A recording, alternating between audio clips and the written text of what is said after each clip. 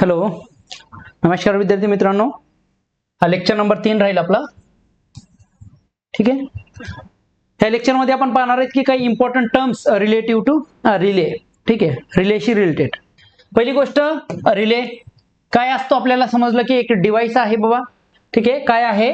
Device आहे which control the trip circuit in the protective system.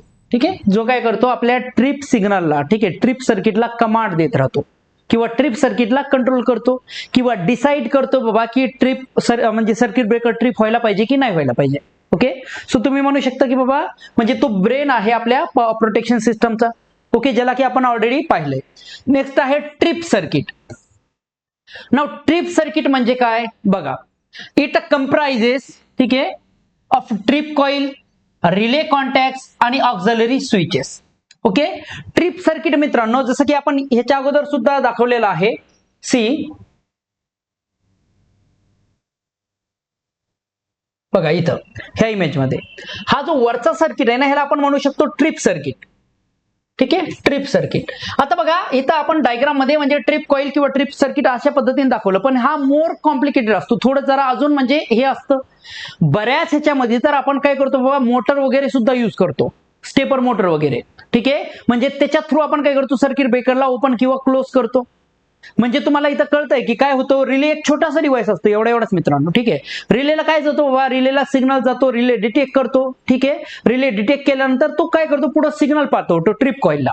ठीक आहे, so trip circuit जो आहे आपला, ठीक आहे, ट्रिप सर्किट मोठाही असू शकतो, आवश्यक नाही. बऱ्याच वेळा इंडक्शन मोटर सुद्धा किंवा म्हणजे आपण एखादी मोटर युज करतो, कारण का तेवढा मोठा तो डिव्हाइस असतो सर्किट ब्रेकर, त्याला ओपन करायचं किंवा क्लोज करण्यासाठी खूप जास्त फोर्स लागते.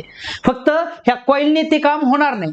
मग बऱ्याच वेळा आपण काय करतो, मोटरचा सुद्धा युज करतो. म्हणजे बघा, फॉल्ट आला, रिलेने फॉल्ट डिटेक्ट केला, रिलेने पुढे सिग्नल पाठवलं ट्रिप कॉइलला किंवा ट्रिप सर्किटला. ट्रिप सर्किटने काय केलं बाबा, जी मोटर जी फोर्स लागणार होती सर्किट ब्रेकर ओपन करण्यासाठी, त्या मोटरला चालू केलं. ठीक आहे, मोटर रोटेट झाली म्हणजे सर्किट ब्रेकर ओपन झालं. Right. Okay, so trip circuit तुम्हाला समजलं असेल की ह्याच्यामध्ये काय आहे, खूप सारे कंपोनंट आहेत. ठीक आहे, ट्रिप सर्किट. ठीक आहे, सो ट्रिप सर्किट मध्ये, ठीक आहे, ट्रिप कॉइल असणार, तुमचे रिले कॉन्टॅक्ट असणार, ऑक्झिलरी स्विच असणार आणि खूप साऱ्या गोष्टी ह्याच्यामध्ये असू शकतात. ठीक आहे, नेक्स्ट आहे फॉल्ट क्लिअरिंग टाइम. ठीक आहे, फॉल्ट क्लिअरिंग टाइम हा खूप इम्पॉर्टंट आहे आपल्यासाठी. Fault clearing time. आता बघा, फॉल्टचे 3 पार्ट मध्ये फॉल्ट क्लिअरिंग टाइम आपण समजू शकतो. ठीक आहे, कसं होतो, सगळ्यात अगोदर बघा आपल्या सिस्टम मध्ये फॉल्ट होतो. ठीक आहे, ह्या क्षणी समजा काय झाला, फॉल्ट झाला. फॉल्ट झाल्याबरोबर, ठीक आहे, फॉल्ट झाल्याबरोबर काय होतं, एक रिलेला डिटेक्ट व्हायला टाइम लागतो. सो रिले जेव्हा फॉल्ट डिटेक्ट करतो, समजा ह्या क्षणी रिलेने काय केला, फॉल्ट डिटेक्ट केला. ठीक आहे, त्याला आपण म्हणणार रिले टाइम.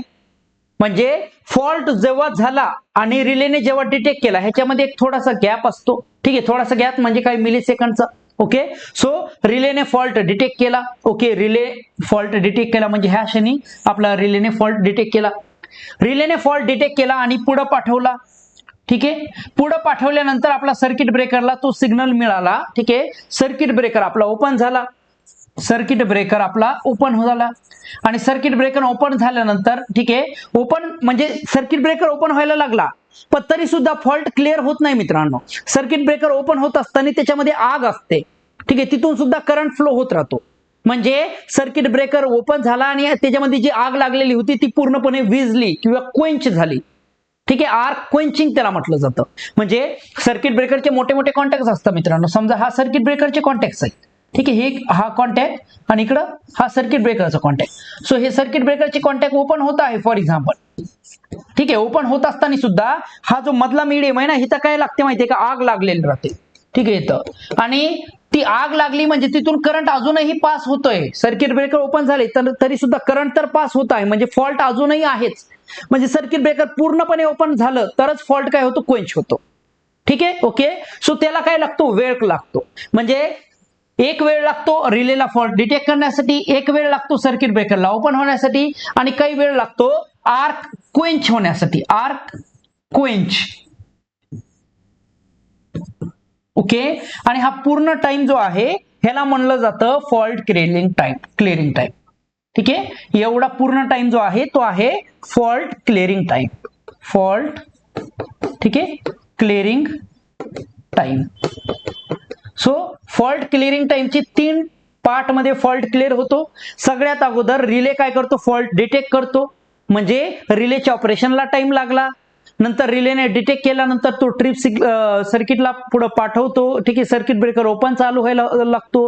म्हणजे सर्किट ब्रेकर ओपन व्हायला सुद्धा आपल्याला काही वेळ लागतो. सर्किट ब्रेकर ओपन झाला नंतर त्याच्यामध्ये आग जी असते म्हणजे जो फॉल्ट करंट असतो त्याला 0 होण्यासाठी सुद्धा काही वेळ लागतो. राईट ना. ठीक आहे, आणि ह्या टोटल टाइमला म्हटलं जातं फॉल्ट क्लिअरिंग टाइम. आता हा टोटल फॉल्ट क्लिअरिंग टाइम नेमका किती असतो मित्रांनो, कमीच असतो. ठीक आहे, म्हणजे फास्ट जो आहे सर्किट ब्रेकर तो 0.1 सेकंदात सुद्धा ऑपरेट होतो किंवा 0.2 सेकंद, खूप झालं. म्हणजे हे टोटल तिन्हींचा मिळून समेशन जी असते ती 1 सेकंदापेक्षा सुद्धा कमी असते. Got it. ओके, पण फॉल्ट क्लिअरिंग टाइम ह्या तिघांना मिळून बनतो हे आपल्याला आता समजलं असेल. चला, सो फॉल्ट क्लिअरिंग टाइम म्हणजे काय नेमकं, जेव्हा फॉल्ट झाला, ठीक आहे, तेव्हापासूनचा जो टाइम आहे, ठीक आहे, तो पासूनचा टाइम तर जेव्हा फॉल्ट पूर्णपणे क्लिअर झाला आणि तो इलेमेंट आयसोलेट झाला. ओके, सो फॉल्ट झाल्यापासून ते इलेमेंट आयसोलेट होण्यापर्यंतचा जो टाइम आहे, ठीक आहे, त्याला म्हटलं जातं फॉल्ट क्लिअरिंग टाइम. ह्या क्षणी काय होतं, फॉल्ट, ठीक आहे, फॉल्ट येतो. ठीक आहे, फॉल्ट ऑकर होतो आणि ह्या क्षणी आपला इलेमेंट काय होतो, आयसोलेट होतो. ठीक आहे, इलेमेंट आपला ह्या क्षणी आयसोलेट होतो. ठीक आहे, नेक्स्ट आहे relay time. Now relay time म्हणजे time from occurrence of fault to closure of relay contact. म्हणजे हा जो रिले टाइम आहे ना, रिले टाइम, ठीक आहे, आरटी, ह्याला काय म्हणणार आपण, ज्या क्षणी फॉल्ट झाला, ठीक आहे, तिथून म्हणजे तिथून कन्सिडर करून तर ज्या क्षणी रिले कॉन्टॅक्ट झाले म्हणजे रिले कॉन्टॅक्ट क्लोज झाले म्हणजे रिलेने सिग्नल पाठवलं. ओके, सो हा जो टोटल टाइम आहे त्याला म्हटलं जाईल रिले टाइम. ठीक आहे, चला पुढं ब्रेकर टाइम. नाउ नेक्स्ट आहे ब्रेकर टाइम. ठीक आहे, जो की सर्किट ब्रेकरचा टाइम तुम्हाला सांगितलं. ठीक आहे, आता ब्रेकर टाइमचे 2 पार्ट आहेत. एक time between closure of trip circuit म्हणजे रिलेने जेव्हा सिग्नल पाठवलं, ठीक आहे, अँड फायनल आर्क इंटरप्शन. ठीक आहे, फायनल आर्क इंटरप्शन. ठीक आहे, ह्याला म्हटलं जाईल सर्किट ब्रेकर टाइम. ठीक आहे, काय म्हटलं जाईल, circuit breaker time. Okay, so इथं आपण शो करूया सर्किट ब्रेकर टाइम म्हणजे कोणता टाइम मित्रांनो. ठीक आहे, इथून घेऊन ते इथपर्यंतचा टाइम. ठीक आहे, म्हणजे सर्किट ब्रेकर ओपन झाले आणि नंतर आर्क क्वेंच झाली आणि हा सर्किट ब्रेकर टाइम आणि रिले टाइम मिळून काय होता, आपला फॉल्ट क्लिअरिंग टाइम होता, जे की मी इथं शो केलेले तुम्हाला. Okay, so relay time plus breaker time म्हणजेच फॉल्ट क्लिअरिंग टाइम.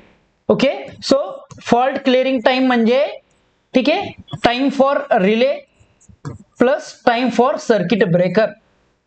ठीक आहे, so breaker time plus relay time म्हणजे fault clearing time. So 3 part तुम्हाला समजले, सर्किट रिलेचा टाइम, सर्किट ब्रेकर ओपन होण्याचा टाइम आणि आर्क क्वेंचिंगचा टाइम. आर्क क्वेंचिंग आणि सर्किट ब्रेकरचा टाइम म्हणजेच ब्रेकर टाइम, आपण त्याला कंबाईनली म्हणतो. आणि breaker time plus relay time म्हणजे आपला फॉल्ट क्लिअरिंग टाइम. होप तुम्हाला हे समजलं असेल.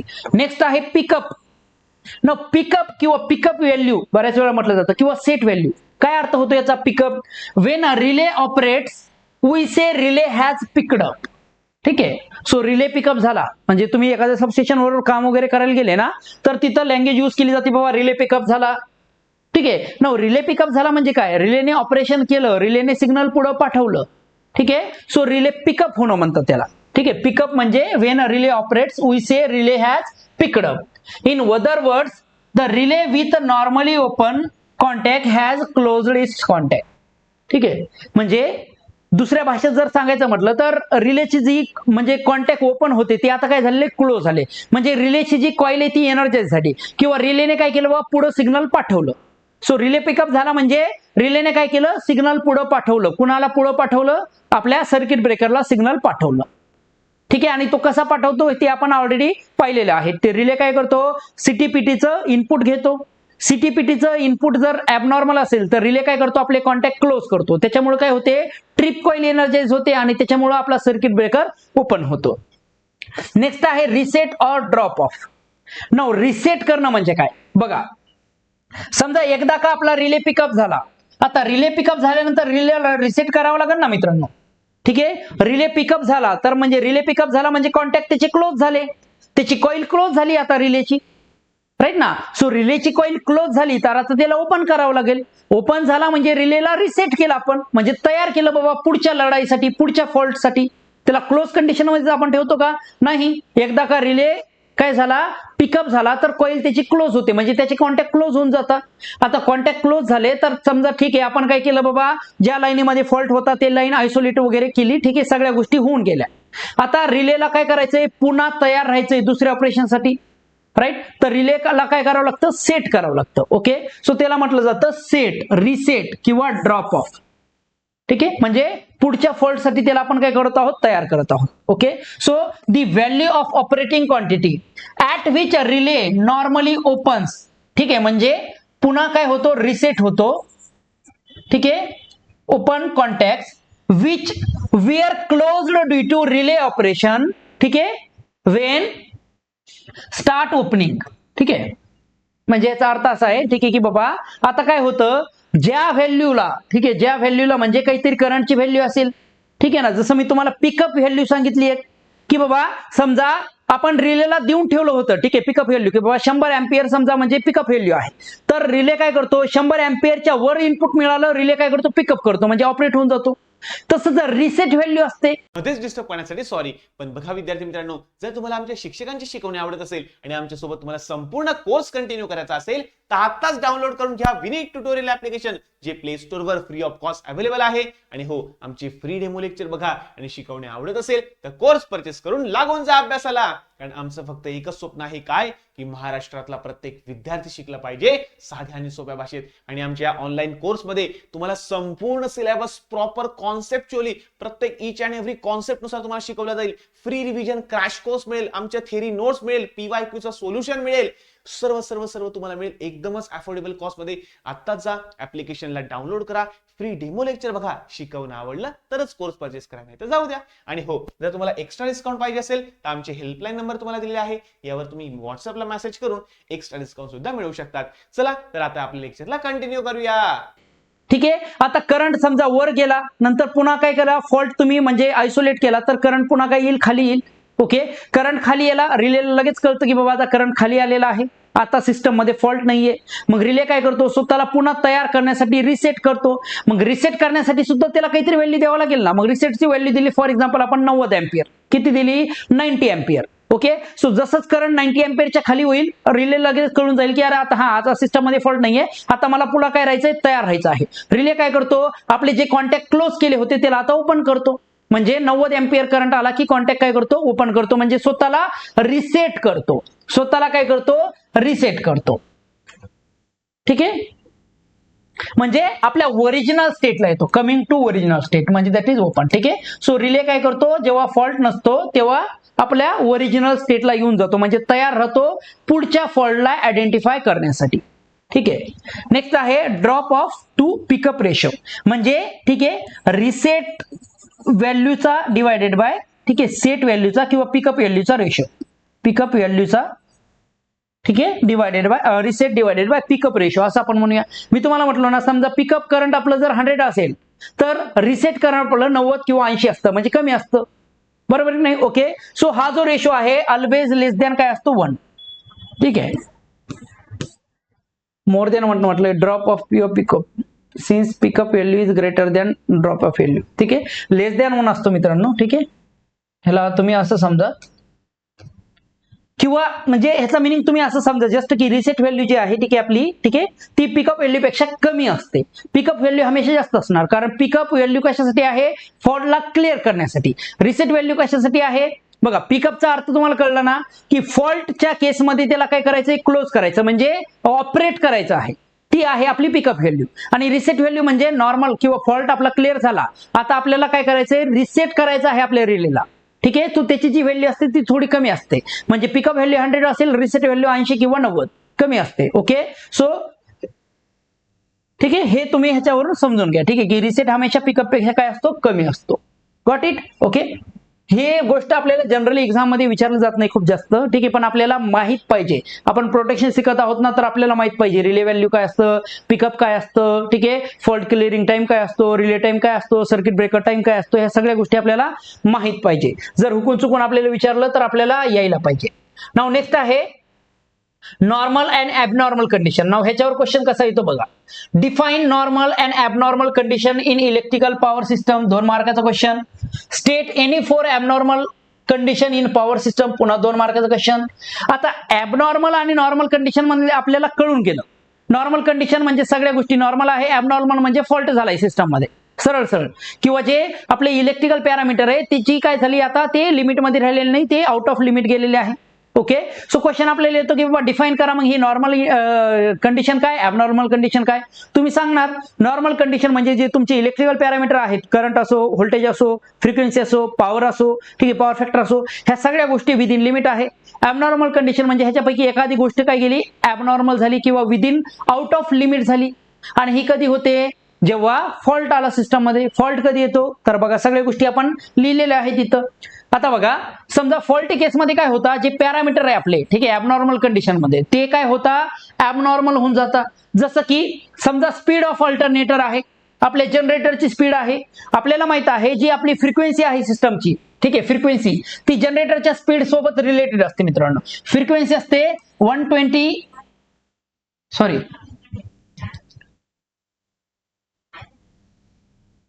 NS आपलं असतं, ठीक आहे, 120 F/P. म्हणजे ही फ्रिक्वेन्सी जी आहे ती डायरेक्टली प्रोपोर्शनल आहे जनरेटरच्या स्पीड सोबत. ठीक आहे, जनरेटरची स्पीड कमी जास्त झाली, फ्रिक्वेन्सी आपली कमी जास्त होऊ शकते, किंवा फ्रिक्वेन्सी कमी जास्त झाली म्हणजे याचाच अर्थ असा होतो जनरेटरची स्पीड कमी जास्त होत आहे. ओके, आता नॉर्मल कंडिशन मध्ये बघा, नॉर्मल कंडिशन असेल म्हणजे फ्रिक्वेन्सी आपली रेटेड आहे 50 हर्ट्झ, ठीक आहे, आणि तेव्हा आपला जनरेटर समजा 3000 RPM ला फिरत आहे कंटिन्युअसली. चांगली गोष्ट आहे, ठीक आहे, कंटिन्युअसली म्हणजे एकाच स्टेटमध्ये तो 3000 RPM ली जात आहे कंटिन्युअसली. ठीक आहे, पण समजा फॉल्ट वगैरे आला, ठीक आहे, सो ॲबनॉर्मल कंडिशन मध्ये काय होणार, जसंच फॉल्ट आला मित्रांनो, तुम्ही इमॅजिन करा की तुमच्याकडे एखादी गाडी आहे, 100च्या स्पीडने तुम्ही कंटिन्युअसली म्हणजे मूव्ह ऑन होत आहे. ठीक आहे, आता 100च्या स्पीडने आपण कंटिन्युअसली गेलो, ठीक आहे, काही हरकत नाही, त्याच्यामध्ये एकदम फर्स्ट क्लास हायवे आहे. सडनली खड्डा आला आणि 100ची स्पीड आहे, काय होतं, ठीक आहे, ऍक्सिडेंट होण्याचे पूर्णपणे चान्स आहे. म्हणजे जर्क लागणार, तुम्ही ब्रेक लावला तुम्ही किंवा बाबा खूप जास्त केलं तर तुम्हाला मोठा जर्क लागतो. तसं जनरेटरचं आहे मित्रांनो, ज्या क्षणी फॉल्ट होतो ना त्या क्षणी आपल्या जनरेटरवर खूप मोठा झटका लागतो, जर्क लागतो, आणि नंतर ऑसिलेशन सुद्धा येतात जनरेटरमध्ये. Okay, so speed may be lower और higher due to faulty condition. आणि त्याच्यामुळे स्पीड काय होते बाबा, वर जाते किंवा खाली येते, किंवा बऱ्याच वेळा ते मीन व्हॅल्यूच्या म्हणजे अराउंड काय होते, ऑसिलेट होत राहते. ओके, सो ही ॲबनॉर्मल कंडिशन आहे. नॉर्मल मध्ये काय आहे, फॉल्ट नाहीये, फ्रिक्वेन्सी 50 हर्ट्झ आहे, चांगली गोष्ट आहे. ॲबनॉर्मल मध्ये फ्रिक्वेन्सी कमी जास्त होऊ शकते, त्याच्यामुळं स्पीड कमी जास्त होऊ शकते. स्पीड कमी जास्त होणं चांगली गोष्ट नाही जनरेटरसाठी, ठीक आहे, कारण जनरेटरची ऑलरेडी स्पीड खूप जास्त असते. जर 3000 RPM स्पीड चालू आहे आणि त्याला ब्रेक लावलं तुम्ही, काय होईल, जनरेटरचे जे पुढचे ते उडून जातील मित्रांनो. राईट, ओके, सो जनरेटरला झटका जेव्हाही बसतो ना, फॉल्टमुळे जनरेटरला झटका बसतो, ती की चांगली गोष्ट नाहीये. ठीक आहे, जनरेटरची लाईफ त्याच्यामुळे कमी होते. नेक्स्ट आहे फ्रिक्वेन्सी, ठीक आहे, रेटेड आहे नॉर्मल कंडिशन मध्ये 50 हर्ट्झ, पण ॲबनॉर्मल कंडिशन झाली तर फ्रिक्वेन्सी काय होऊ शकते, ठीक आहे, अंडर किंवा ओव्हर फ्रिक्वेन्सी होऊ शकते, म्हणजे फ्रिक्वेन्सी वर जाऊ शकते किंवा खाली येऊ शकते.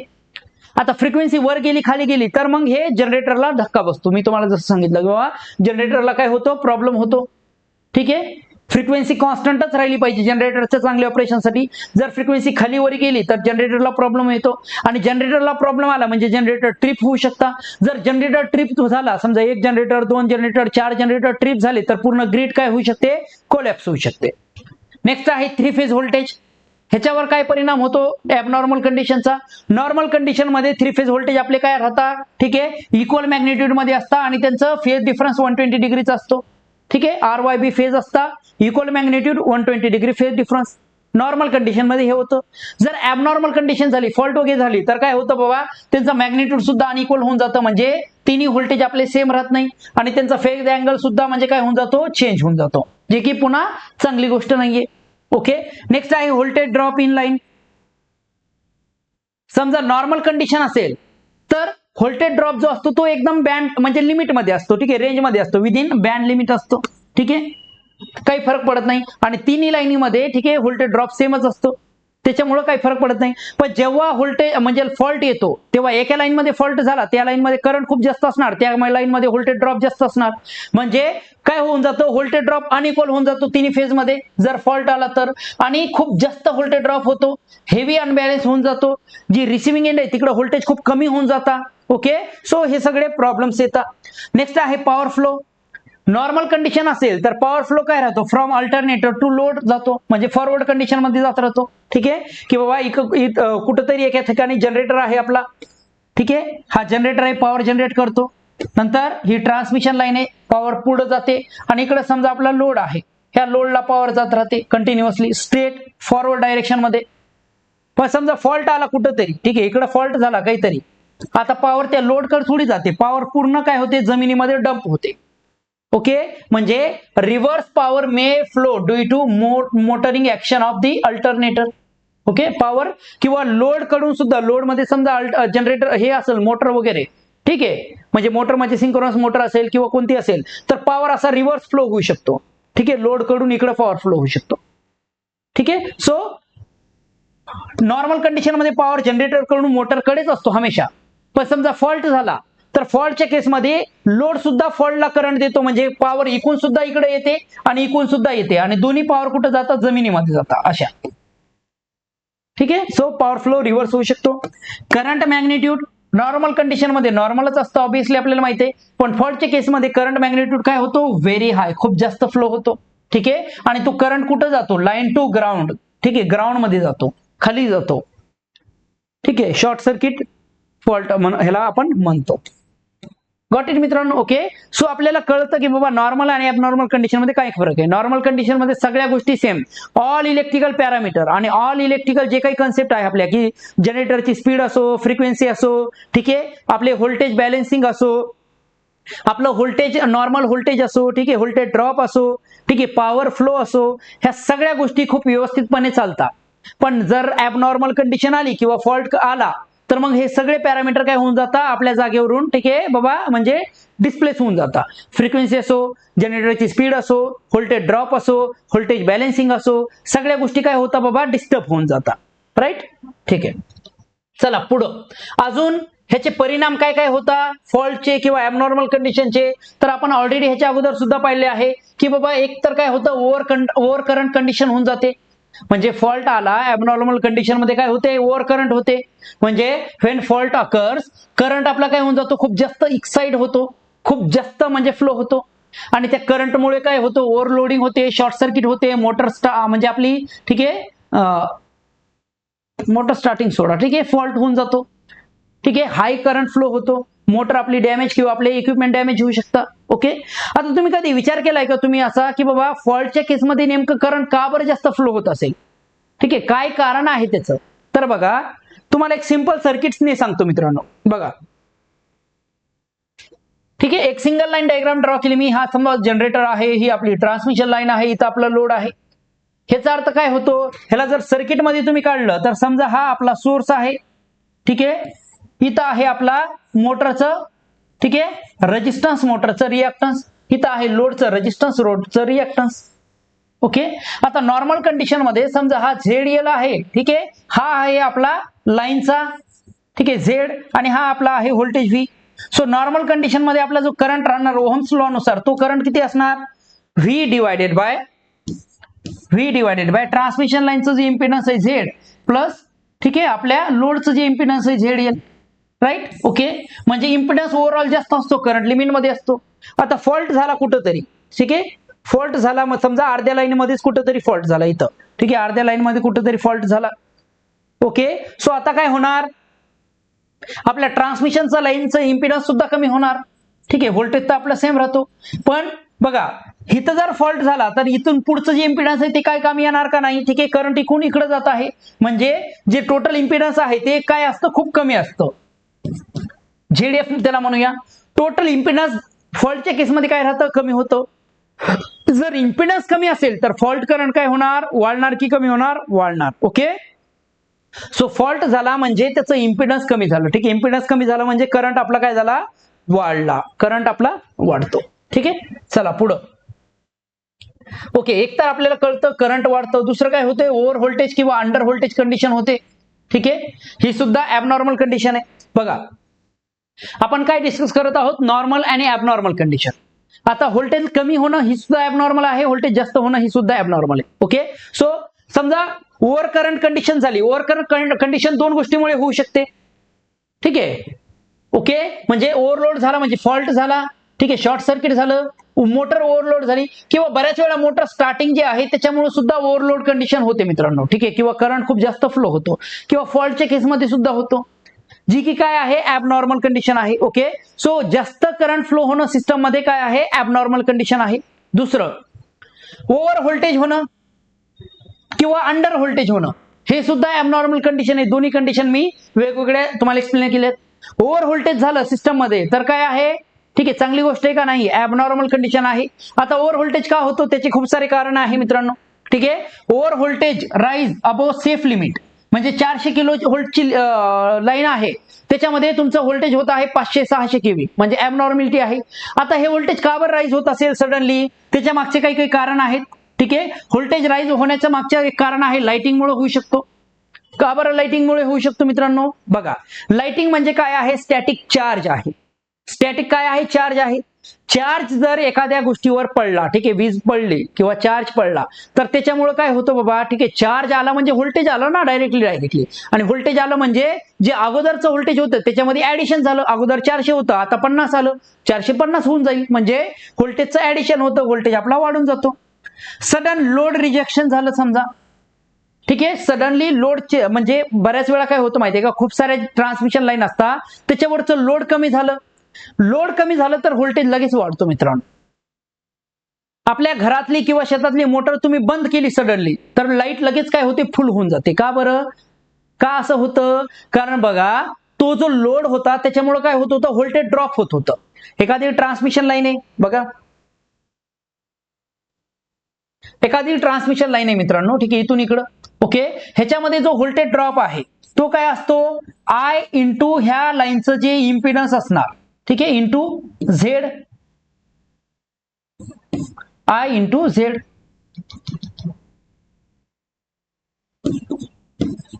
बरोबर नाही, ह्या ट्रान्समिशन लाईनचं जे काही इम्पिडन्स असणार ते असणार.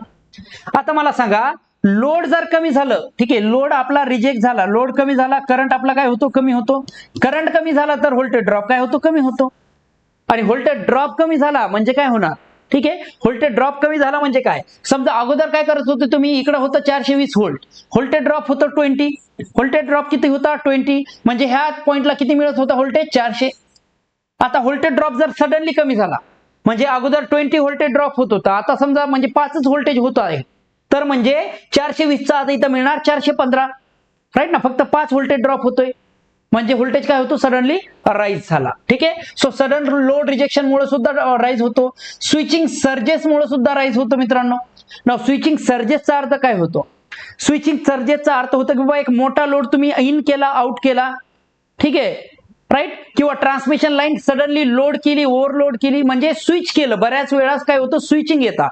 ठीक आहे, ट्रान्समिशन लाईन चार्ज केली, डिस्चार्ज केली सडनली.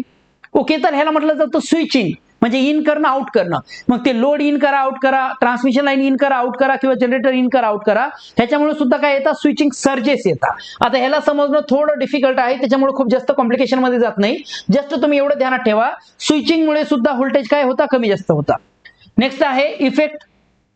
आता व्होल्टेज कशामुळे वाढतं हे आपल्याला समजलं, पण व्होल्टेज वाढल्याने काय परिणाम होऊ शकतात, हे खरं डेंजर आहे का आपल्यासाठी? हो, डेंजर आहे मित्रांनो.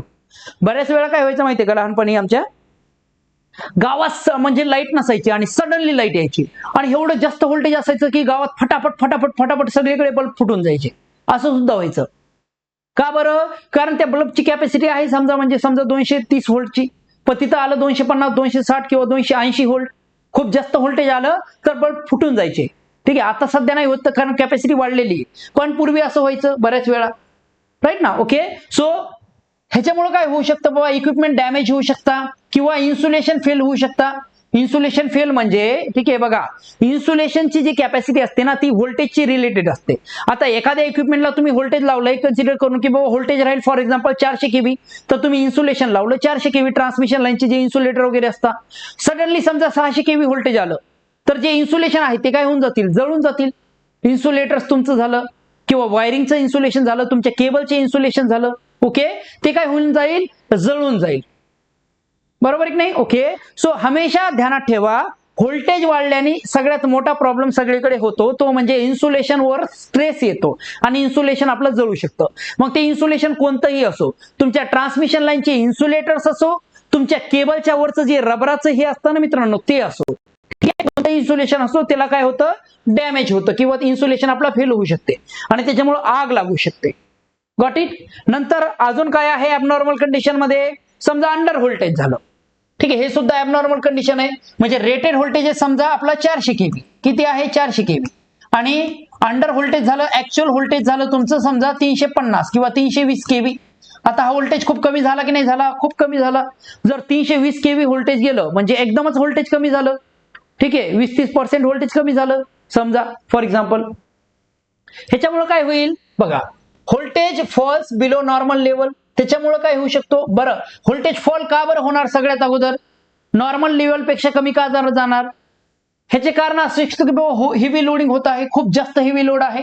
हेवी लोडमुळे काय होतं बाबा, व्होल्टेज कमी मिळतो. ठीक आहे, जे लोक इथं शेतकरी वगैरे असतील की बाबा ज्यांच्या घरा म्हणजे शेतात मोटरी वगैरे असतात, ते त्यांना खूप कॉमन माहित असेल की बाबा कधी कधी डीपीवर लोड एवढा जास्त वाढतो किंवा बाबा आपल्या ट्रान्सफॉर्मरवर की लाईट खूप कमी येते, आपल्या मोटरला किंवा आपल्या शेतात लाईट खूप कमी येते. बऱ्याच वेळा हे गावात प्रॉब्लेम येतो, सिटीमध्ये जनरली कमी येतो, पण गावात वगैरे हा प्रॉब्लेम खूप येतो. लाईट आपल्याला कमी मिळते, व्होल्टेज आपल्याला कमी मिळतो. ओके, सो हेवी लोडिंग मुळे होतं हे. फॉल्ट वगैरे झाला सिस्टम मध्ये, त्याच्यामुळे सुद्धा व्होल्टेज ड्रॉप होतो. ठीक आहे, खूप जास्त लॉंग ट्रान्समिशन लाईन असेल मित्रांनो, ठीक आहे, की बाबा लाईट खूप दुरून येते तुमच्या गावाला वगैरे, ठीक आहे, छोटे लो लेवलला जर लॉंग ट्रान्समिशन लाईन असेल तर, हाय व्होल्टेजला लॉंग ट्रान्समिशन लाईन असेल तर व्होल्टेज राईज होतो, पण लो व्होल्टेजची लॉंग ट्रान्समिशन लाईन होईल असेल व्होल्टेज ड्रॉप होतो खूप जास्त, तर तुमच्या गावापर्यंत येत येत व्होल्टेज काय होतं, कमी होऊन जातो. त्याच्यामुळे सुद्धा म्हणजे व्होल्टेज आपल्याला काय मिळतो, अंडर व्होल्टेज मिळतं किंवा कमी मिळतं ना. ह्याच्यामुळे काय होणार, आपल्या ज्या मोटर वगैरे असताना त्या ओव्हरहीट होतात मित्रांनो. त्याच्यामुळे कधीही घाई गडबड करायची नाही. शेतात पंप आहे तुमच्या, खूपच कमी व्होल्टेज असेल, मोटर चालू नका करू किंवा बार बार त्याला म्हणजे छेडत नका बसू. का बरं, कारण मोटर बघा, समजा मोटरची जी पॉवर आहे ती कशावर डिपेंड आहे, व्होल्टेज आणि करंटवर, राईट. ओके, आता बघा, पॉवर जर कॉन्स्टंट असेल किंवा त्या मोटरला तेवढी पॉवर घ्यायची असेल आणि व्होल्टेज जर कमी झालं तर करंटची व्हॅल्यू वाढते. का बरं, कारण दोघांना मला काय करायचंय बाबा, पॉवरला कॉन्स्टंट ठेवायचं आहे. ओके, सो व्होल्टेज कमी झाला, करंटची व्हॅल्यू वाढते, म्हणजे ओव्हर करंट जातं आणि बऱ्याच वेळा मोटर जळून जाते. ओके, सो ही मोटरची ओव्हर हिटिंग होते, त्याच्यामुळे हे ध्यानात ठेवायचं. शेतात पंप असेल, मोटर असेल आणि लाईट डीम असेल एकदम, तर मोटर चालू करू नका अननेसेसरी. मोटर एकतर चांगली चालत नाही, वरून काय होतं बाबा, त्याच्यामुळे मोटर आपली जळू शकते. ओके, सो मोटर ओव्हरहीट होऊ शकते आणि जळू शकते, पुअर परफॉर्मन्स मिळतो. म्हणजे बऱ्याच वेळा फॅन वगैरे जे आहे आपल्या घरामध्ये सुद्धा ऑब्झर्व करतो आपण, लाईट कमी असली फॅनची स्पीड काय होऊन जाते, कमी होऊन जाते, सिस्टम आपली अनस्टेबल होऊन जाते असं आपण सांगूया. ठीक आहे, ओव्हर काय होतं, अंडर व्होल्टेजमुळे. ठीक आहे, सो अंडर व्होल्टेज चांगली गोष्ट आहे का, नाही. ठीक आहे, रेटेड व्होल्टेज चांगली गोष्ट आहे, कारण प्रत्येक इक्विपमेंट जो असतो मित्रांनो तो त्या व्होल्टेजला कन्सिडर करून मॅन्युफॅक्चर केलेला असतो. आपल्या घरातला फॅन आहे फॉर एक्झाम्पल, हा घरातलं जे व्होल्टेज आहे रेटेड त्याला कन्सिडर करून मॅन्युफॅक्चर केलाय. आता तुम्ही त्या फॅनला जास्त व्होल्टेज द्या किंवा कमी व्होल्टेज द्या, त्याचं फंक्शन बिघडून जातं किंवा खराब होऊन जातं. इथेनॉलचं केस जसं की आहे, ठीक आहे, आजकाल खूप ट्रेंडिंग चालू आहे.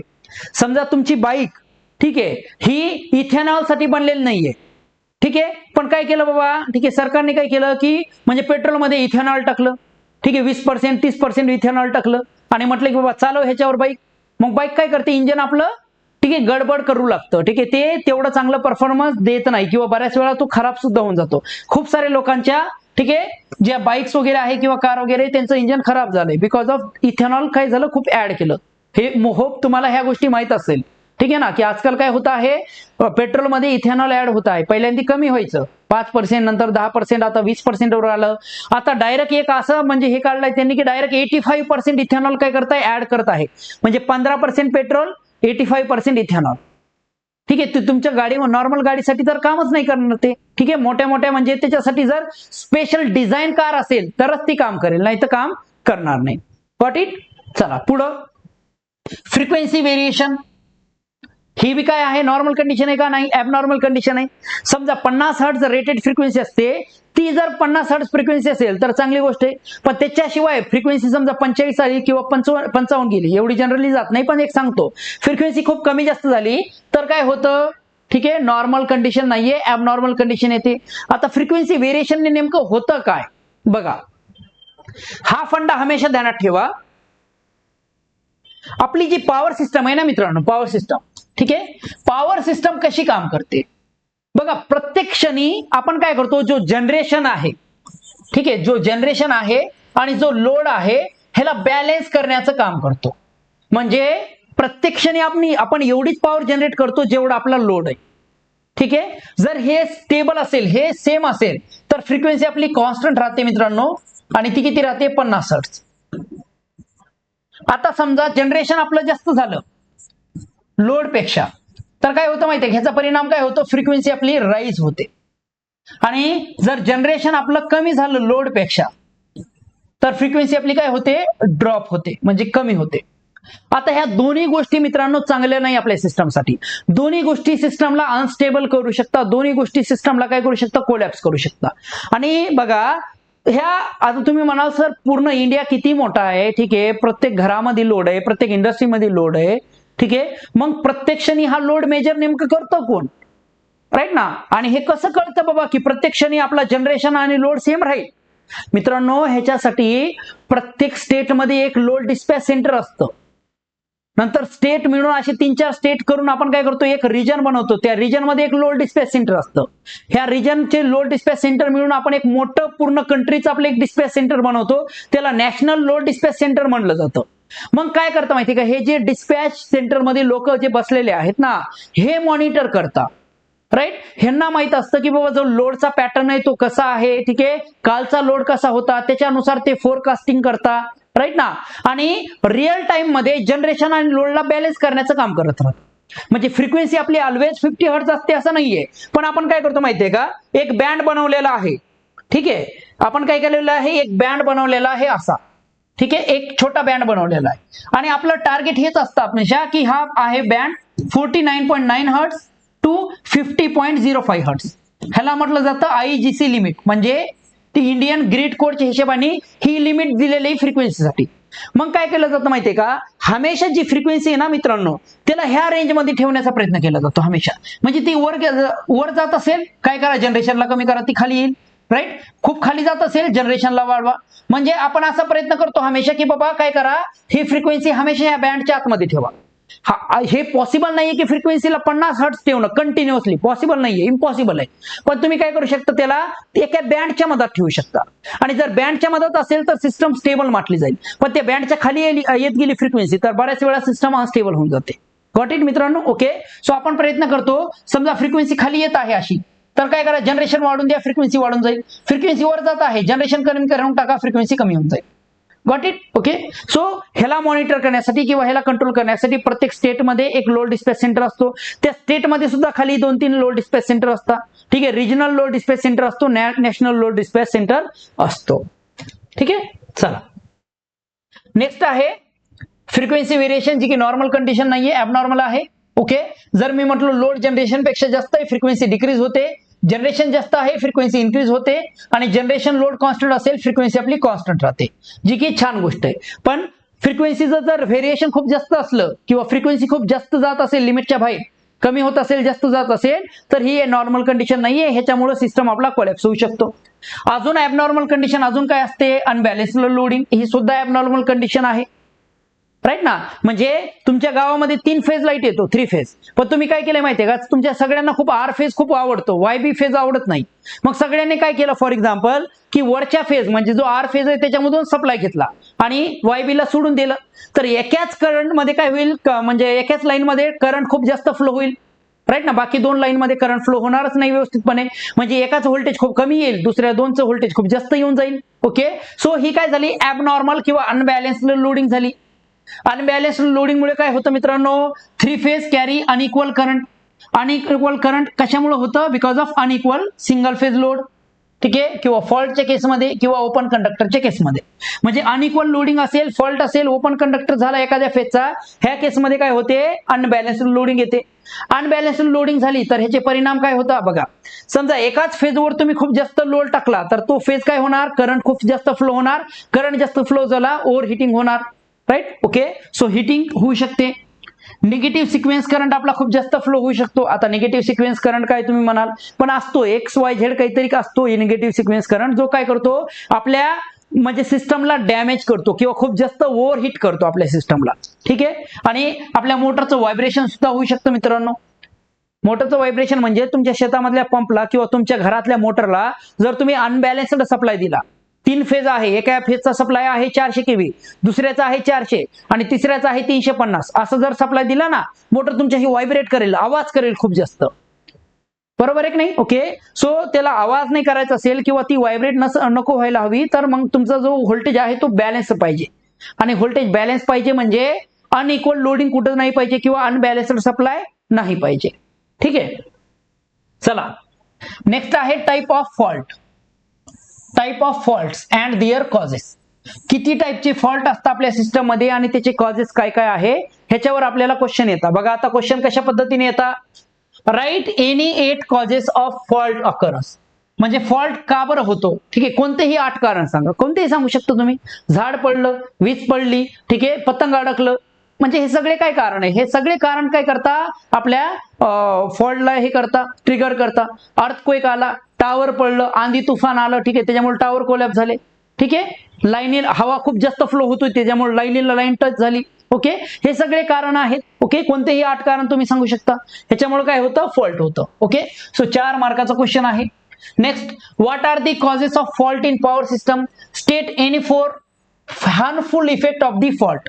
ठीक आहे, आता इथं कॉजेस सुद्धा विचारलं की कशामुळे फॉल्ट होतो, आणि फॉल्ट झाला तर त्याचे 4 हार्मफुल इफेक्ट सुद्धा सांगा, की फॉल्ट झाला तर काय काय इफेक्ट होता. सांगू शकतो, ओव्हर करंट होतो बाबा, त्याच्यामुळे काय होणार, बऱ्याच वेळा आपले कंडक्टर जळू शकतात, ठीक आहे, डॅमेज होऊ शकता, आपला ट्रान्सफॉर्मर जळू शकतो, बरोबर आहे की नाही. ओके, आपला जनरेटर अनस्टेबल होऊन काय होऊ शकतो, असिंक्रोनस होऊ शकतो, म्हणजे ट्रिप होऊ शकतो, असे ग्रिड ब्लॅकआउट होऊ शकते, सगळ्या गोष्टी आपण सांगू शकतो.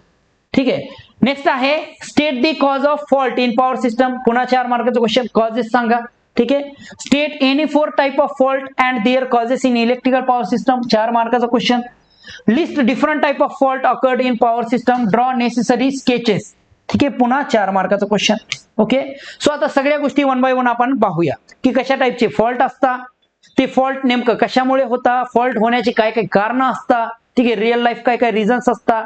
ओके, किती टाइपचे फॉल्ट होता, इच अँड एव्हरीथिंग. चला 1 बाय 1 सगळ्या गोष्टी पाहूया मित्रांनो. पहिली गोष्ट आहे कॉजेस ऑफ फॉल्ट. फॉल्ट कशामुळे होता, what are the causes of fault. ठीक आहे, त्याच्यापैकी बऱ्यापैकी कॉजेस आपल्याला माहित आहे मित्रांनो. माहिती की नाही माहिती, तुम्ही 1 मिनिट द्या स्वतःला आणि रिमेंबर करण्याचा प्रयत्न करा. ठीक आहे, इमॅजिन करा, जस्ट इमॅजिन करा की बाबा कशामुळे फॉल्ट होत असेल.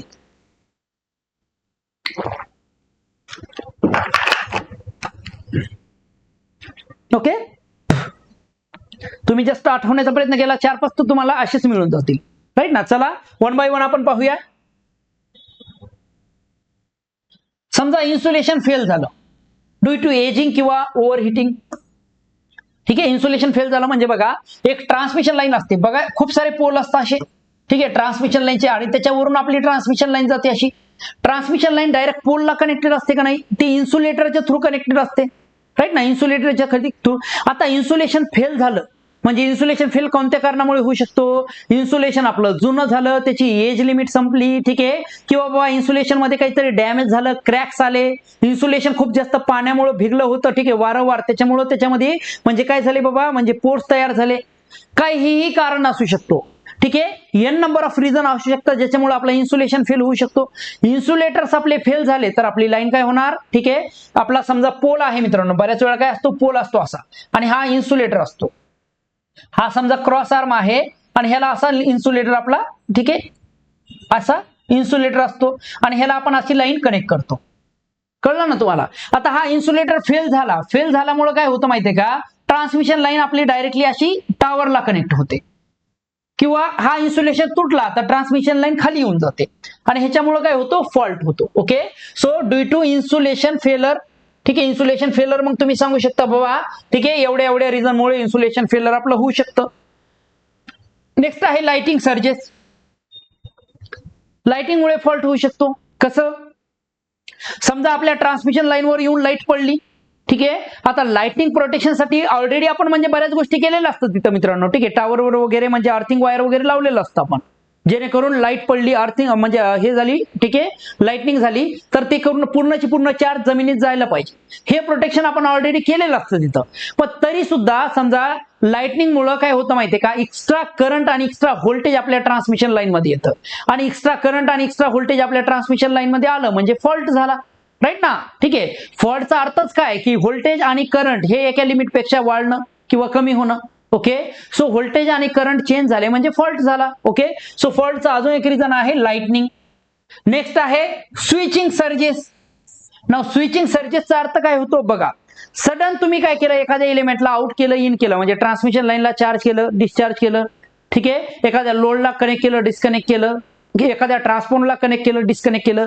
ह्याच्यामुळे काय होतं माहितीये का, सिस्टम मध्ये स्विचिंग सर्जेस येतात ना. स्विचिंग सर्जेस येतात म्हणजे व्होल्टेजेस वाढतात, ठीक आहे, किंवा करंट खूप जास्त वाढतो. नाउ स्विचिंग सर्जेस आता एक्झॅक्टली का वाढतो हे समजण्यासाठी म्हणजे तुम्हाला खूप जास्त पीएचडी करावं लागेल, त्याच्यामध्ये मी जात नाही. पण आपल्या बऱ्याच वेळा असं होतं की बाबा सडन स्विचेसमुळं, ठीक आहे, स्विचिंगमुळं व्होल्टेजेस वाढतात किंवा करंट वाढतो. आता व्होल्टेज वाढले, करंट झाले म्हणजे काय झाला, फॉल्ट झाला. ठीक आहे. एका लिमिटपेक्षा व्होल्टेज वाढलं किंवा एका लिमिटपेक्षा करंट वाढलं म्हणजे फॉल्ट झाला. ओके. तुम्ही ट्रान्सफॉर्मर मध्ये इनरश करंट ही कन्सेप्ट ऐकली असेल, राईट ना, inrush current. Okay. So inrush current काय असतं, ट्रान्सफॉर्मर जेव्हा आपण चार्ज करतो ना, हेवी अमाऊंट मध्ये करंट काय होतो, फ्लो होतो ट्रान्सफॉर्मर मध्ये. ओके. त्या करंटमुळे सुद्धा काय होणार की बाबा आपल्या लाईनी ट्रिप होऊ शकतात. ओके. सो स्विचिंग सर्जेस मुळे काय होता, व्होल्टेज आणि करंट हे दोन्ही फॅक्टर अफेक्ट होता आणि त्याच्यामुळे आपले काय ब्रेकर ओपन होऊ शकता, म्हणजे आपली ट्रान्समिशन लाईन, ट्रान्सफॉर्मर ओपन होऊ शकता. म्हणजे पुन्हा म्हणूया आपण काय झाला, फॉल्ट झाला. नेक्स्ट आहे ट्री ब्रँचेस और external object falling on line. ठीक आहे. आधी तुफान आलं, मोठे मोठे झाड होते, त्यांची ट्री ब्रँचेस येऊन आपल्या ह्याच्यावर पडली, ट्रान्समिशन लाईनवर. ठीक आहे. किंवा बाबा एक्सटर्नल म्हणजे एक्सटर्नल काहीतरी ऑब्जेक्ट होते. तुमच्या घरामध्ये तुम्ही काय केलं होतं बाबा, तुमचे कपडे छतवर टाकले होते म्हणजे वाळण्यासाठी, सुकण्यासाठी. ठीक आहे. खूप जास्त हवा आली, ठीक आहे, एखाद्याची काय केलं बाबा, म्हणजे जे हे आहे शर्ट वगैरे ते तुमचं उडत उडत गेलं आणि एखाद्या ट्रान्समिशन लाईनला जाऊन अडकलं. ओके. त्याच्यामुळे सुद्धा काय होतो, फॉल्ट होतो. ओके. सो बघा, ट्री ब्रँचेस एखाद्या ह्याच्यावर झाडावर पडणं किंवा ट्रान्समिशन लाईनवर पडणं किंवा एक्सटर्नल काही ऑब्जेक्ट, ठीक आहे, काही असू द्या तुमचे. मग मी जसं सांगितलं बाबा की बाबा तुमचे कपडे उडून गेले, ट्रान्समिशन लाईनला टंगले, किंवा बाबा वेगळं काही गेलं, म्हणजे समजा ज्या कॅरी बॅग असतात मोठ्या मोठ्या, ठीक आहे, त्या जाऊन म्हणजे ट्रान्समिशन लाईनला जाऊन अडकल्या. ठीक आहे. आपलं पतंग वगैरे समजा ट्रान्समिशन लाईनला जाऊन अडकलं. ओके. ह्या सगळ्यामुळे काय होता, फॉल्ट होता. का बरं होत असतील फॉल्ट बघा, ह्या सगळ्यामुळे काय होतं, आपल्या ज्या 3 ट्रान्समिशन लाईन आहे अशा पद्धतीने, ठीक आहे, ह्या प्रत्येक ट्रान्समिशन लाईन मध्ये 400 केव्हीचं समजा व्होल्टेज डिफरन्स असतं. हे 3 फेज आहे, आर वाय बी. आता ह्याच्यामध्ये काय झालं, समजा एखादा पतंग आहे, ठीक आहे, किंवा एखादा ऑब्जेक्ट आहे, हे जाऊन अडकलं आणि इथं त्यांनी समजा म्हणजे असं दोघाला कनेक्ट झाला तो ऑब्जेक्ट, तर फॉल्ट झाला ना. ह्यूज अमाऊंट ऑफ फॉल्ट काय होतो इथं होऊन जातो, कारण तुम्ही काय केलं बाबा, 2 वेगवेगळ्या लाईनचे जे व्होल्टेज आहे, ठीक आहे, म्हणजे दोघांमध्ये जे व्होल्टेज डिफरन्स होतं ते 400 केव्ही होतं. आता इथं समजा 400 केव्हीचा पॉईंट जर तुम्ही कनेक्ट केला तर ह्यूज अमाऊंट ऑफ मध्ये करंट फ्लो होईल, राईट ना, शॉर्ट सर्किट झाल्यासारखं होऊन जाईल. ओके. सो शॉर्ट सर्किट झाल्यासारखं होईल म्हणजे ह्यूज अमाऊंट ऑफ मध्ये करंट फ्लो होईल, आपली लाईन ट्रिप होऊन जाईल म्हणजे फॉल्ट झाला.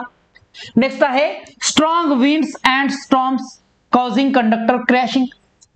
ठीक आहे. खूप जास्त विंड फ्लो होत आहे, खूप जास्त, त्याच्यामुळे आपल्या ज्या ट्रान्समिशन लाईन आहे ते काय होणार अशा, ठीक आहे, ऑसिलेट होणार आणि त्याच्यामुळे त्या ट्रान्समिशन लाईन बऱ्याच वेळा एकमेकाला टच सुद्धा होता, राईट. टच झाला म्हणजे शॉर्ट सर्किट झालं. ठीक आहे. सो ह्याच्यामुळे सुद्धा काय होणार, ठीक आहे, फॉल्ट होणार. नेक्स्ट आहे ओव्हरलोडिंग झाली आपल्या ट्रान्समिशन मध्ये, ठीक आहे, किंवा आपल्या ट्रान्सफॉर्मरवर किंवा कोणत्याही ऑब्जेक्टवर ओव्हरलोडिंग झाली म्हणजे काय होणार बघा, जसं जसं लोड वाढत जातो, करंट वाढत जातो, एक लिमिट येते की बाबा करंट खूप जास्तच वाढला तर काय होऊन जाते, म्हणजे आपला करंट, ठीक आहे, एक लिमिट पेक्षा जास्त गेला म्हणजे फॉल्ट आला सिस्टम मध्ये. ठीक आहे. आणि लाईन आपली ओपन होऊन जाणार. ठीक आहे. सो ओव्हरलोडिंग सुद्धा फॉल्टचाच एक टाईप आहे मित्रांनो. आता तुम्ही म्हणाल फॉल्ट म्हणजे ओव्हरलोडिंग कसं सर, ठीक आहे, बघा, फॉल्टमुळे सुद्धा लाईन आपली ब्रेकर ओपन होता, लाईन आपली ट्रिप होते. ओव्हरलोडिंग मुळे सुद्धा लाईन आपली ट्रिप होते. ठीक आहे. तर ह्याला सुद्धा आपण म्हणू शकतो की बाबा एका टाईपचा फॉल्टच आहे, पण डेफिनेशन वेगळी. ओव्हरलोडिंग मध्ये खूप जास्त डॅमेज होत नाही, फॉल्टच्या केसमध्ये डॅमेज होऊ शकतं, ओव्हरलोडिंगच्या केसमध्ये खूप जास्त डॅमेज नसतं. म्हणजे तुम्ही असं समजा एखाद्या सिस्टमची कॅपॅसिटी 100 एम्पियर आहे, ओव्हरलोडिंग म्हणजे 120 एम्पियर 30 एम्पियर करंट जाणं. पण त्याच लाईनवर जर फॉल्ट आलं तर फॉल्टच्या केसमध्ये 100च्या जागी करंट किती होतं माहितीये का, 1000 एम्पियर होऊन जातं.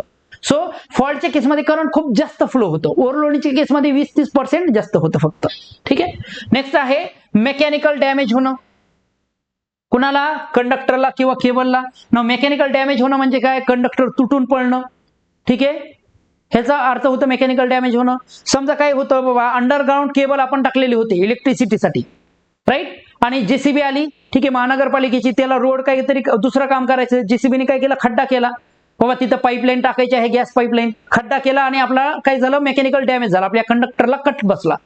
ठीक आहे, आपला काय होऊन जाईल, ट्रिप होऊन जाईल. Okay, so mechanical damage due to any reason, त्याच्यामुळे सुद्धा काय होऊ शकतं, आपला ट्रिपिंग होऊ शकते, म्हणजे फॉल्ट होऊ शकतो. Birds or animal coming in contact with conductors, हे सुद्धा होतं. बऱ्याच वेळा काय होतं, माकडं वगैरे मित्रांनो, ठीक आहे, काय करता, म्हणजे त्या टावरवर चढता, त्यांना तर माहित नसतं की बाबा ह्याच्यामध्ये हे आहे करंट वगैरे. ओके, आणि बऱ्याच वेळा काय करता माहिती का, ते शॉर्ट सर्किट क्रिएट करता, म्हणजे दोन लाईनच्या मधात ते काय करता, येऊन जाता आणि त्याच्यामुळे शॉर्ट सर्किट होतं, स्वतःही मरता आणि लाईन सुद्धा काय होते, ट्रिप होते. असे तुम्ही व्हिडिओ खूप सारे पाहिले असेल. ओके, एकाच लाईनवर बसले तर त्यांना शॉक लागत नाही मित्रांनो. ठीक आहे, बघा प्लीज नोट, ह्या 3 लाईन आहे आपल्या. तुम्ही पाहिलं असेल की जे बर्ड्स आहे आपले, ठीक आहे, बऱ्याच वेळा समजा आपला हा XYZ बर्ड आहे, ठीक आहे, अतरंगी बर्ड मी काढला, ठीक आहे, त्याचे हे 2 पाय आहे. सो एकाच लाईनवर त्यांनी 2 पाय दिले तर त्याला काय होत नाही मित्रांनो, त्याला शॉक लागत नाही. हे तर गोष्टी आपण पाहिलेल्या आहेत. का लागत नाही ह्याच्या मागचं रिझनही तुम्हाला माहित असेल कदाचित, माहिती आहे की नाही, की सांगू. ओके सर, बघा ही लाईन काय आहे, 400 kV ची फॉर एक्झाम्पल, राईट ना. सो 400 kV ची लाईन आहे, म्हणजे इथं सुद्धा 400 kV व्होल्टेज, इथं सुद्धा, इथं सुद्धा, इथं सुद्धा, इथं सुद्धा, प्रत्येक ठिकाणी 400 kV व्होल्टेज आहे. म्हणजे त्याच्या 2 पायाच्या मध्ये व्होल्टेज डिफरन्स किती आहे, ठीक आहे, व्होल्टेज डिफरन्स किती आहे, 0 आहे. व्होल्टेज डिफरन्स 0 असेल तर त्याच्या शरीरात करंट जाणार का नाही. म्हणजे ह्याचा अर्थ असा होतो की बाबा तुम्ही सुद्धा एखाद्या वेळेस एखाद्या ट्रान्समिशन लाईनला असे लटकले, तुम्हाला शॉक लागणार नाही मित्रांनो, तुम्ही नाही मरणार. ठीक आहे, अशा एकाच लाईनला लटकले तुम्ही तर तुम्ही नाही मरणार. पण त्याच्याच जागी जर तुम्ही हा एक्सपेरिमेंट केला की एक हात इथं, ठीक आहे, आणि एक हात इथं, असं जर तुम्ही केलं तर मग तुम्ही डेफिनेटली मरणार. तुम्ही म्हणजे मी, सगळेच, कोणीही असो. का बरं असं होणार, कारण बघा ह्या 2 लाईन मध्ये व्होल्टेज डिफरन्स खूप जास्त आहे. म्हणजे जो करंट फ्लो होतो तो डिपेंड करतो व्होल्टेज डिफरन्सवर, व्होल्टेज डिवायडेड बाय रेजिस्टन्स जे काही असेल आपल्या बॉडीचं. ओके, सो पहिल्या केसमध्ये समजा जेव्हा दोन्ही हात आपले इथं राहील, ठीक आहे, दोन्ही हात आपले जेव्हा एकाच लाईनवर आहे तेव्हा व्होल्टेज डिफरन्स 0 होतं, कारण एकच लाईन आहे, म्हणजे सगळ्या पॉइंटला व्होल्टेज सेम आहे. पण इथं आता जर ह्या लाईनवर एक हात दिला आणि ह्या लाईनवर एक हात दिला तर व्होल्टेज डिफरन्स चेंज झालं. ठीक आहे, व्होल्टेज डिफरन्स चेंज झाला म्हणजे आता करंट फ्लो होणार, करंट फ्लो झाला आपण मरणार. बऱ्याच वेळा क्वेश्चन असा विचारला जातो ना आपल्याला जनरल, की आपण व्होल्टेजमुळे मरतो की करंटमुळे मरतो. सांगा बरं, कशामुळे मरतो आपण, व्होल्टेजमुळे मरतो माणूस की करंटमुळे मरतो. तर ऍक्च्युअल कारण आहे करंट, व्होल्टेजमुळे नाही मरत. ठीक आहे, जेव्हा आपल्या बॉडीमधून करंट जातं ना मित्रांनो तेव्हा आपण मरतो. कारण का, बॉडीमधून जेव्हा करंट जातो तेव्हा काय होतं माहितीये का, आपलं जे रक्त आहे ना, ठीक आहे, ते म्हणजे सॉलिड होऊन जातं, राईट. ठीक आहे, म्हणजे आपल्या शरीरामध्ये रक्त फ्लो होत नाही आणि त्याच्यामुळं, ठीक आहे, ह्युमन बिंगचं काय होतं, म्हणजे मरून जातो तो. सेम म्हणजे प्राण्यासोबत सुद्धा आहे. ओके, सो एकाच लाईनवर बर्ड बसलेले असतात खूप सारे, त्याच्यामुळे त्यांना काय होत नाही. पण जसे ते समजा म्हणजे उडण्याच्या प्रयत्नात म्हणा किंवा बाबा म्हणजे चुकीने जर 2 लाईनच्या मधात आले बर्ड, तर बर्डचा चुरा होऊन जातो मित्रांनो. ठीक आहे, बर्ड मरून जातं, कारण खूप जास्त हेवी शॉर्ट सर्किट करंट त्यांच्या शरीरात जातं. Got it. ठीक आहे, नेक्स्ट आहे अर्थक्वेक.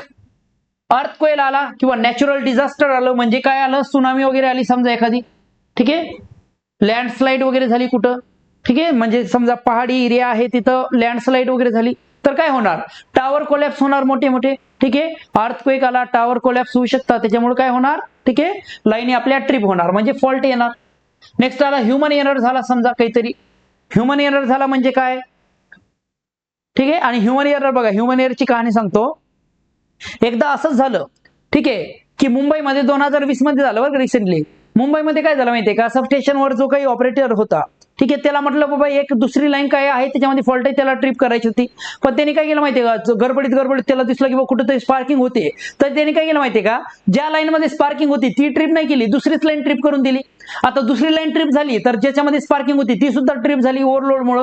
दोन्ही लाईन ट्रिप झाल्या. ह्याच्यामुळे काय झालं माहितीये का, मुंबईला ज्या फीड करत होत्या लाईन, म्हणजे मुंबई डिमांड सेंटर आहे, ठीक आहे, मुंबईमध्ये जनरेशन कमी आहे, ठीक आहे, मुंबईला पॉवर बाहेरून येते. आता बाहेरून येणाऱ्या ज्या लाईनी आहेत, ठीक आहे, त्यालाच तुम्ही काय केलं बाबा, ट्रिप करून टाकलं, तर मुंबईमध्ये पॉवरच राहील नाही, मुंबई ब्लॅकआउट होऊन गेला. मुंबई ब्लॅकआउट झाला मित्रांनो, तर त्याच्यामुळं म्हणजे तुम्ही असं समजा की जर मुंबईमध्ये 1 घंटा जरी लाईट गेली ना, ठीक आहे, तर मुंबईमध्ये म्हणजे खूप मोठा इव्हेंट आहे, सगळ्या लोकल थांबून जातील, बरोबर आहे की नाही, ठीक आहे, सगळ्या घरामध्ये पॉवर सप्लाय निघून जाईल. मुंबईमध्ये एवढी बेकार गरमी असते मित्रांनो, विदाऊट एसी किंवा विदाऊट फॅन तुम्ही राहू शकत नाही, म्हणजे किती भयानक काय होणार, ठीक आहे, ती इव्हेंट होणार. ओके, सो त्या माणसाला तर काढूनच टाकलं, म्हणजे असं होतं, ठीक आहे, की बाबा ज्यांनी चूक वगैरे केली त्यांना खूप पनिशमेंट मिळते मग असं, ठीक आहे. सो ह्युमन एररमुळे सुद्धा काय होते, ट्रिपिंग होते, की बाबा तुम्हाला एक गोष्ट ट्रिप करायची होती, तुम्ही दुसरी ट्रिप केली, राईट, ठीक आहे, किंवा तुम्हाला काहीतरी बाबा म्हणजे तुम्ही काय करत होता, ठीक आहे, मेंटेनन्सचं काम करत होता, ठीक आहे, मेंटेनन्सचं काम करता करता तुम्ही काहीतरी म्हणजे चूक केली, त्याच्यामुळे लाईन ट्रिप झाली.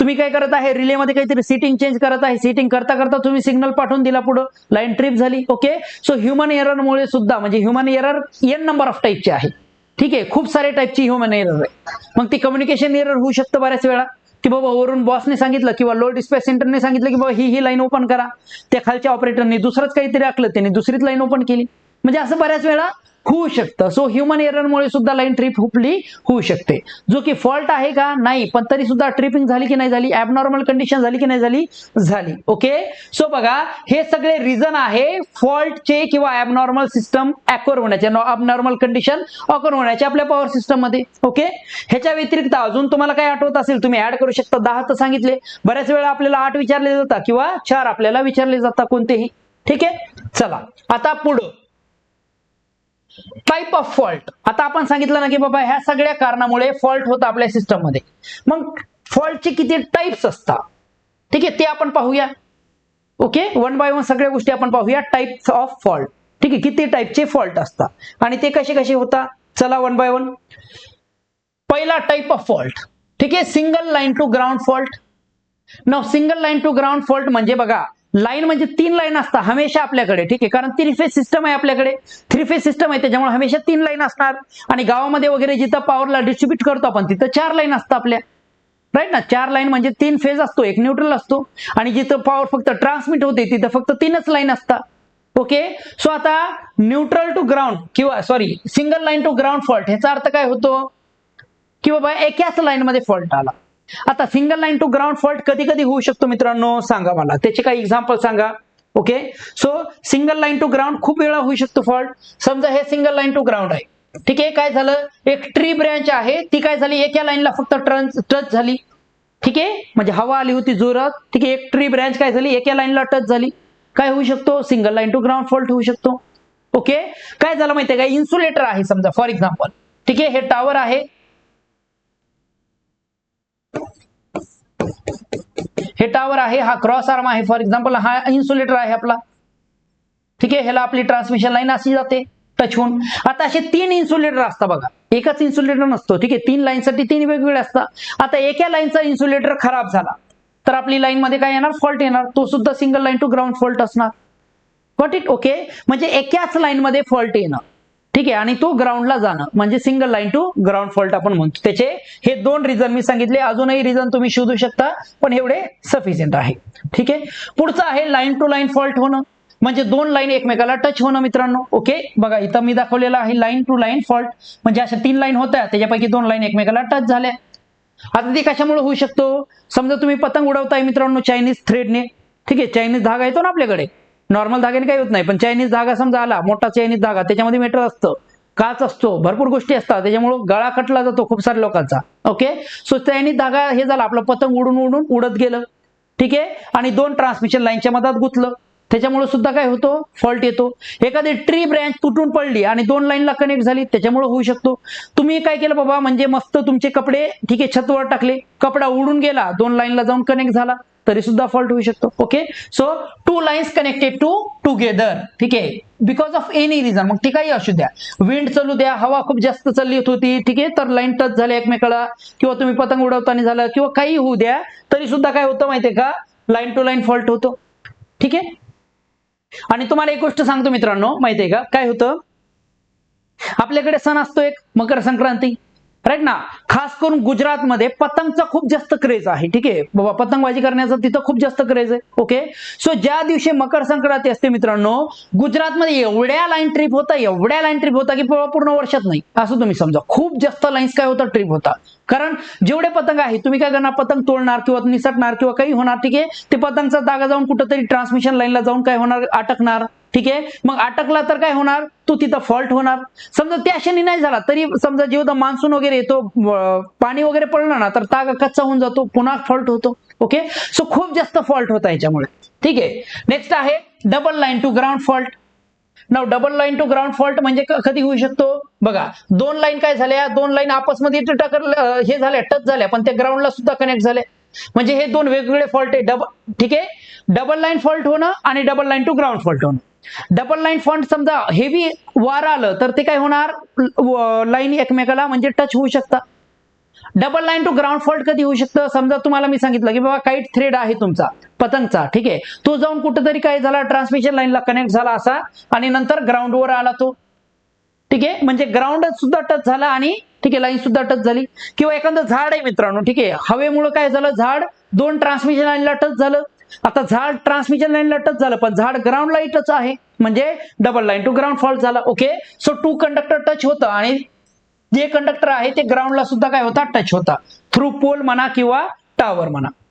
Next, three phase short circuit fault म्हणजे तिन्ही लाईन एक दुसऱ्याला काय होणं, कनेक्ट होणं.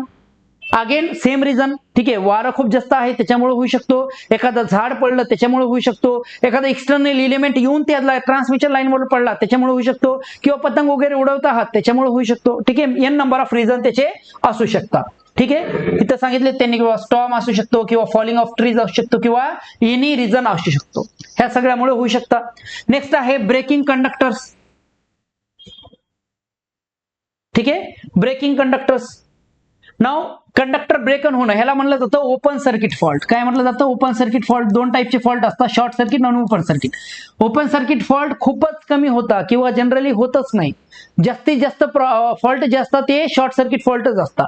पण चला, ओपन कंडक्टर फॉल्ट आता हे कधी होऊ शकतो, एक्सेसिव्ह हीट जनरेट झाली किंवा मेकॅनिकल स्ट्रेसेस आले ह्याच्यामुळेच होऊ शकतो मित्रांनो. म्हणजे तुमचं काय झालं माहितीये का, बघा पोलवर काय असतं मित्रांनो, तुम्ही जर कधी पाहिलं टावरला, तर टावर तुमचे असे असताना बघा, कधी तुम्ही टावर बघा. ठीक आहे, सो टावरवर तुमची जी ट्रान्समिशन लाईन कनेक्टेड असते ती वेगळी असते. ठीक आहे, इकडून ट्रान्समिशन लाईन येते समजा. ठीक आहे, इथून असं आपलं जम्पर असतं आणि पुरा ट्रान्समिशन लाईन अशी जाते. आता बऱ्याच वेळा काय होतं, हा जम्पर तुटून पडतो मित्रांनो. ठीक आहे, बऱ्याच वेळा जम्पर तुटून जातो, ब्रेक होऊन जातो. ठीक आहे, खूप जास्त हवा आली किंवा काही झालं त्याच्यामुळे सुद्धा काय होऊ शकतो, ओपन सर्किट फॉल्ट होऊ शकतो. ठीक आहे, नेक्स्ट आहे लाइटनिंग झाली किंवा स्विचिंग सर्जेस आले. हा सुद्धा एका टाईपचा फॉल्ट आहे, लाइटनिंग किंवा स्विचिंग सर्जेस झाले म्हणजे फॉल्ट न होता. ठीक आहे, शॉर्ट सर्किट फॉल्ट न होता काय झालं, व्होल्टेज किंवा करंट आपल्या लाईनचं वाढलं. ठीक आहे, सो एक्सेसिव्ह इलेक्ट्रिकल स्ट्रेस आपल्या सिस्टम मध्ये येईल. ठीक आहे, करंट वाढला किंवा व्होल्टेज वाढला आणि त्याच्यामुळे सुद्धा फॉल्ट येतो. नेक्स्ट आहे लाईन टू लाईन फॉल्ट. हे तर आपण शिकलो आहोत. ठीक आहे, नेक्स्ट आहे लाईन ब्रेकिंग म्हणजे लाईन तुटून पडली, may be due to ice deposit म्हणा किंवा स्टॉर्म म्हणा किंवा अर्थक्वेक म्हणा, ह्याच्यामुळं टावर कोलॅप्स झाले किंवा लाईन तुटून पडली, तर हा सुद्धा एका टाईपचा फॉल्ट आहे. त्याला शॉर्ट सर्किट फॉल्टच आपण म्हणू शकतो. ठीक आहे, सो ह्या सगळ्या गोष्टी आहे. ठीक आहे, जनरली मोठे मोठे जे आहे ते 4 टाईपचे फॉल्ट असतात. ठीक आहे, मी तुम्हाला जर ह्याला कॅटेगराईज केलं तर फॉल्टला तुम्ही अशा पद्धतीने डिवाइड करू शकता. बघा फॉल्ट. ठीक आहे, फॉल्टला तुम्ही 2 कॅटेगरीमध्ये डिवाइड करू शकता. एक आहे open circuit fault, OC fault त्याला म्हणणार, आणि एक आहे शॉर्ट सर्किट फॉल्ट, त्याला एससी फॉल्ट तुम्ही म्हणणार. शॉर्ट सर्किट फॉल्ट मध्ये 3-4 कॅटेगरी असतात. Line to ground fault, line to line fault, line to ground fault, आणि एक आहे ट्रिपल लाईन और triple line to ground fault. म्हणजे तिन्ही फेज काय झाले, शॉर्ट सर्किट झाले. ओके, आणि सगळ्यांचं रिझन सुद्धा मी तुम्हाला आता सांगितलेलं आहे. ओके, सो बघा तुम्ही असा म्हणजे चार्ट ड्रॉ केला आणि त्याच्यामध्ये सांगितलं तरी सुद्धा चालणार, किंवा असं टेबल बनवला आणि सांगितलं तरी सुद्धा चालणार. आणि ईच फॉल्टला एक्सप्लेन करा की single line to ground fault होतो तर कशामुळे होतो, डबल लाईन फॉल्ट होतो तर कशामुळे होतो, डबल लाईन ग्राउंड फॉल्ट होतो कशामुळे होतो, ट्रिपल लाईन फॉल्ट होतो कशामुळे होतो. ट्रिपल लाईन फॉल्ट मध्ये तुम्ही माल ऑपरेशन सुद्धा लिहू शकता, किंवा माल ऑपरेशन झालं म्हणजे चुकीने काय केलं बाबा, ऑपरेटरने ओपन केलं, त्याच्यामध्ये सुद्धा आपला काय होतो, ट्रिपल लाईन फॉल्ट होतो. Got it. Okay, open circuit मध्ये तुम्हाला रिझन सांगितलं किंवा जम्परच ओपन झाला, ठीक आहे, कंडक्टरच ब्रेक झालं दोन्ही साईडनी. ओके, ठीक आहे, ह्या सगळ्या केसेसमध्ये ओपन सर्किट फॉल्ट होऊ शकतो. किंवा कुठंतरी केबल आतमधून जात होतं आपलं, ठीक आहे, असं, आणि जेसीबीने काय केलं, केबलला कट करून टाकलं, त्याच्यामुळे सुद्धा ओपन सर्किट फॉल्ट होऊ शकतो. ठीक आहे, चला नाव इथं मी अजून टेबल बनवून दिलाय तुम्हाला. ठीक आहे, टाईप ऑफ फॉल्ट आणि त्याचे कॉजेस सेमच गोष्ट आहे, तुम्ही नंतर ह्याला तुमच्या नोट्स मध्ये ऍड करू शकता. जसं की single line to ground fault मी सांगितलं बाबा, ठीक आहे, लाईन टच झाली ग्राउंडला आणि इन्सुलेशन फेल झालं, ह्या सगळ्या गोष्टीमुळे होऊ शकतो. सो सगळ्यांचे रिझन ऑलरेडी आपण डिस्कस केलेले, पुन्हा डिस्कस करण्यामध्ये मजा नाहीये. तुम्ही काय करू शकता, याला ह्याच्या थ्रू पुन्हा जाऊ शकता. ठीक आहे, मेन टाईपचे जे फॉल्ट आहे 5 टाईपचे फॉल्ट मी तुम्हाला सांगितले. ठीक आहे, इथपर्यंत. बाकी लाइटनिंग फॉल्ट, स्विचिंग सर्जेस किंवा लाईन ब्रेकिंग फॉल्ट, ठीक आहे, हे एक वेगळ्या टाईपचे फॉल्ट आहे. ठीक आहे, पण 5 आपले मेन टाईप हे आहे. गॉट इट मित्रांनो. चला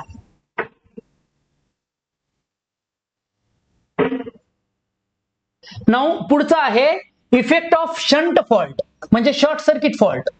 ठीक आहे, शंट फॉल्ट किंवा शॉर्ट सर्किट फॉल्ट. आता मी 2 कॅटेगरी सांगितल्या तुम्हाला, शॉर्ट सर्किट फॉल्ट असतो, ओपन सर्किट फॉल्ट असतो. मग शॉर्ट सर्किट फॉल्टचा काय इफेक्ट होतो, ओपन सर्किट फॉल्टचा काय इफेक्ट होतो, त्या सगळ्या गोष्टी आता आपण काय करूया, पुढच्या लेक्चरमध्ये 1 बाय 1 कव्हर करूया मित्रांनो. ओके, होप तुम्हाला आतापर्यंत आपण जे काही शिकवलं ते तुम्हाला खूप चांगल्या पद्धतीने समजलं असेल. ठीक आहे, थेरी आहे बघा मित्रांनो. ठीक आहे, हा चॅप्टर जो आहे ना, ठीक आहे, ह्याच्यामध्ये अर्ध्यापर्यंत थेरी आहे, जोपर्यंत आपल्याला पर युनिट आणि पर्सेंटेज व्हॅल्यू येत नाही आणि फॉल्ट कॅल्क्युलेशन येत नाही. एकदा का फॉल्ट कॅल्क्युलेशन आलं, मग तिथून पुढे सगळे प्रॉब्लेम्स आहे. राईट. ठीक आहे, बाकी त्याच्या अगोदर सगळ्या गोष्टी थिअरॉटिकल आहे. सो ठीक आहे, म्हणजे जेवढं खूप टफ नाहीये, पण रिपीटिंग त्याच गोष्टी आहेत. ठीक आहे, सो बऱ्याच वेळा तुम्हाला बोरही वाटू शकतो की यार ठीक आहे सेम तर गोष्ट आहे. ठीक आहे, पण असं नाहीये. ईच अँड एव्हरी टॉपिक त्याचा मिनिंग वेगवेगळा असतो, किंवा त्याचा आन्सर रायटिंग किंवा म्हणजे सगळ्या गोष्टी वेगवेगळ्या असतात. सो आपण त्या गोष्टी 1 बाय 1 कव्हर करत आहोत. चला ठीक आहे, सो पुढच्या लेक्चरमध्ये आपण ह्या शॉर्ट सर्किट फॉल्टचे इफेक्ट वगैरे पाहूया.